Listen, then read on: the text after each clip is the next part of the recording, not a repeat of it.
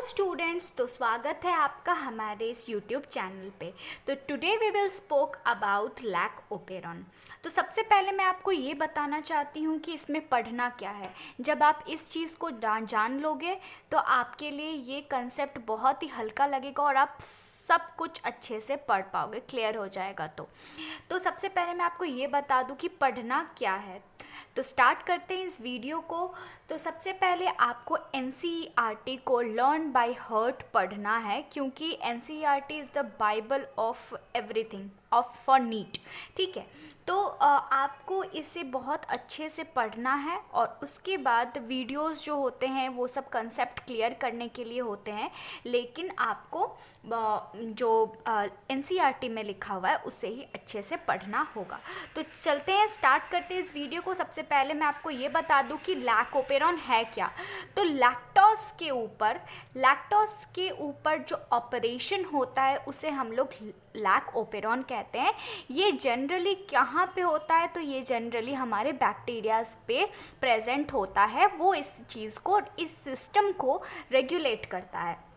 तो सबसे पहले मैं आपको ये बता दूं कि इनके इन्वेंटर के नाम जैकब एंड मोनोड, यहाँ पे मैं आपके लिए लिख दे रही हूँ, that is Jacob and Monod. इन्होंने ही इस चीज़ को, इस लैक ओपेरॉन को इन्वेस्टिगेट किया था और इन्वेंट किया था। उसके बाद सबसे पहले जो आप ये लाइन देख रहे हैं जिसमें IPOZYA लिखा हुआ है, this is called a structural unit of a gene, of a lac operon gene. ठीक है, इसी स्ट्रक्चरल यूनिट से ये टोटल प्रोसेसेस होते हैं। तो सबसे पहले आई है, पी है, आप इसको एक वर्ड बना लीजिए, आइपोजिया।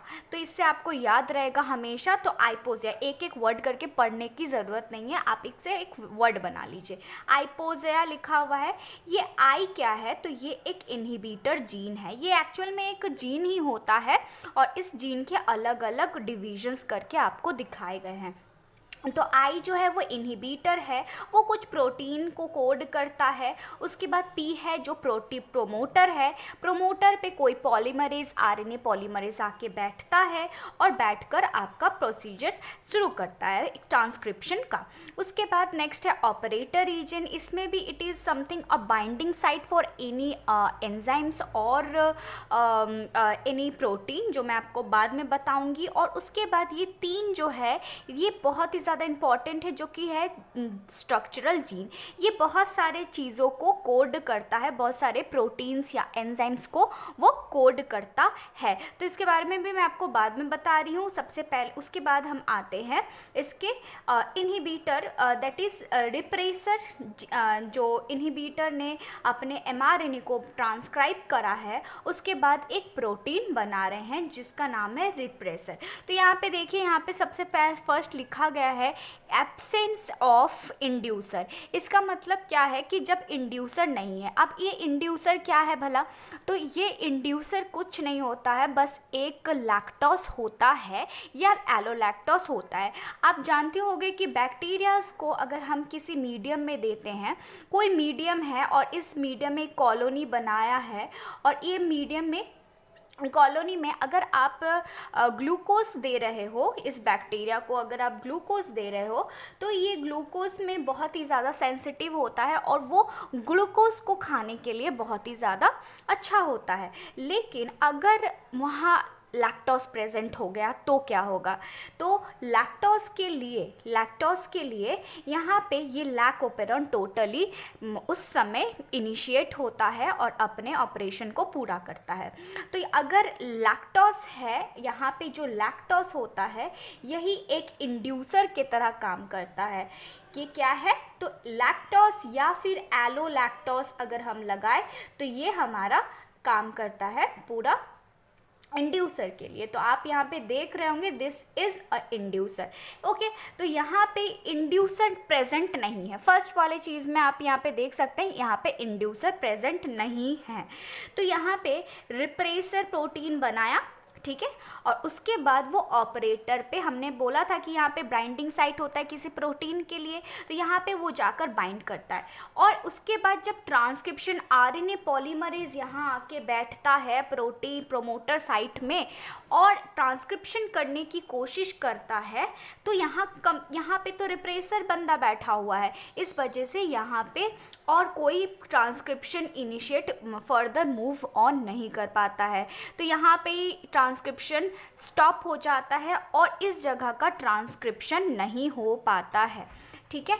और उसके बाद जैसा कि यहाँ पे लिखा हुआ है, repressor bind to the operator region and prevents the RNA polymerase. अब जब आरएनए पॉलीमरेज आता है तो वो ट्रांसक्रिप्शन को फिर प्रोसीड करने नहीं देता है। यही काम है इस रिप्रेसर का। और ये रिप्रेसर कहाँ से आ रहा है, तो इनहिबिटर जो जीन है वो अपने आप को ट्रांसक्राइब करके ट्रांसलेट करके एक प्रोटीन बनाता, उसे ही हम लोग रिप्रेसर कहते हैं। This one is the repressor. अब आते हैं हम लोग दूसरे चीज़ में, जो कि है यहाँ in the presence of inducer. Inducer के प्रेजेंस में क्या हो रहा है आप देख सकते हैं। इंड्यूसर क्या है, तो यहाँ पे मैं आपको एक इंड्यूसर दिखा देती हूँ। This one is the inducer, और ये कुछ भी नहीं है, वो है लैक्टोस या फिर एलोलैक्टोस। और ये जो लैक्टोस है ये आता है, और यहाँ पे आप देख रहे हैं ये लैक्टोस क्या करेगा, जब ये इनहिबिटर अपना एमआरएनए बनाता है, उससे प्रोटीन बनाता है, और ये प्रोटीन को ये लैक्टोस आकर यहाँ से इनिशिएट आकर इसे पूरा ब्लॉक कर देता है। और ब्लॉक करने के वजह से ये इनएक्टिव हो जाता है। Here it is written inactive repression. और इसी इनएक्टिविटी के चलते ये फर्दर प्रोसीड यहाँ पे ऑपरेटर रीजन के साथ बाइंड नहीं कर पाता है। और क्या होता है इन अ रिज़ल्ट, जब यहाँ पे आरएनए पॉलीमरेज आकर, यहाँ पे मैं आरएनए पॉलीमरेज दिखा देती हूँ आपको, जब यहाँ आरएनए पॉलीमरेज आकर बैठता है तो कंटिन्यूअसली ट्रांसक्रिप्शन होने लगता है, होते जाता है। और यहाँ पे Z भी अपना ट्रांसक्रिप्शन करता है, mRNA बनाता, Y भी और A भी। तो यहाँ पे आप देख रहे हैं एक mRNA बना रहा है। And one thing you need to know that it is a polycistronic gene. ये है क्या, तो it is a polycistronic gene. अब यहाँ पे भला पॉलीसिस्ट्रॉनिक जीन होता क्या है, तो यहाँ पे आप जानते हैं कि जो एक स्ट्रक्चरल जीन है, और ये स्ट्रक्चरल जीन अगर बहुत सारे एक प्रोटीन को ना कोड कर अगर बहुत सारे प्रोटीन्स को कोड करता है तो उसे हम लोग पॉलीसिस्ट्रॉनिक जीन कहते हैं। तो यही बात है। तो ये देखिए, तो यहाँ पे एक ही स्ट्रक्चरल जीन का यूनिट था, और एक ही स्ट्रक्चरल यूनिट से तीन टाइप के प्रोटीन्स बन रहे हैं। एक ही एमआरएनए से तीन टाइप के प्रोटीन्स बन रहे हैं। That's why it is known as polycistronic gene. अब देखिए Z ने अपना ट्रांसक्राइब किया, ट्रांसलेट किया और एक प्रोटीन बनाया, और you can say the enzyme, और ये बीटा गैलेक्टोसाइडेज होता है। नेक्स्ट Y जो परमिएज है, और उसके बाद A जो कि ट्रांसएसिटाइलेज में अपने प्रोटीन को ट्रांसलेट करता है। यही आपके पास है। और उसके बाद आपको इसके फंक्शंस के ऊपर ध्यान देना है। इन सारे एंजाइम्स के फंक्शंस क्या है, तो इसके बारे में स्टार्ट करते हैं। आपको दिखाती हूँ मैं इनके फंक्शंस। आप यहाँ देख रहे होंगे फंक्शंस को कि बीटा गैलेक्टोसाइडेज, परमियस और ट्रांसएसिटाइलेज का अलग अलग फंक्शंस है। तो यहाँ पे सबसे पहले बीटा गैलेक्टोसाइडेज क्या करता है, तो hydrolysis of lactose to glucose and galactose. ये करता क्या है, तो लैक्टोज को ग्लूकोज और गैलेक्टोज में तोड़ने का काम करता है, ताकि वो अच्छे से डाइजेस्ट हो पाए उनके बॉडी में। और उसके बाद परमिएज जो है, permits the entry of lactose into the cell. ये क्या करता है, तो यहाँ पे हमारे लैक्टोज को एंट्री देने का काम करता है, क्योंकि अगर ये नहीं रहेगा तो हमारा लैक्टोज जो है वो बैक्टीरिया के सेल पे कभी भी एंटर नहीं कर सकता।